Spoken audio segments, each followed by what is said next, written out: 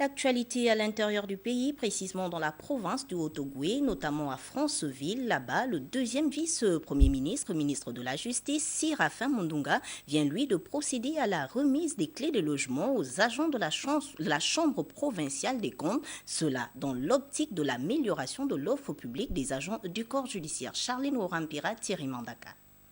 Le chef de l'État fait des conditions de vie des travailleurs son cheval de bataille. Ces meilleures conditions de vie passent par la construction et l'octroi des logements décents aux différents agents de l'État.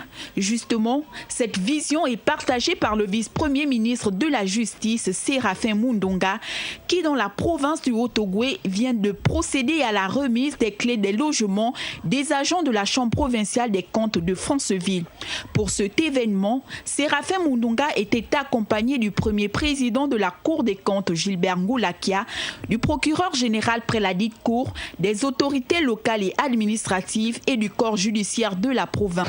Nous vous remettons au nom de M. le Président de la République, chef d'État, président du Conseil supérieur de la magistrature, les logements de l'ensemble des agents de la Cour des comptes de Franceville. Nous souhaitons un bon usage et surtout faire en sorte que, de façon progressive, nous améliorons dans notre pays l'offre de services publics de la justice et que les deniers publics soient gérés au mieux des intérêts de l'ensemble des contribuables.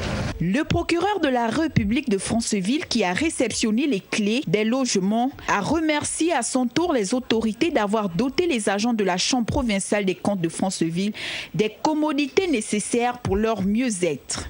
Une dotation qui cadre avec la politique du gouvernement en matière de logement dans le but d'améliorer l'offre publique de la justice en particulier et des Gabonais en général. La visite des logements modernes par le vice-premier ministre de la Justice et sa délégation a mis un terme à cette cérémonie.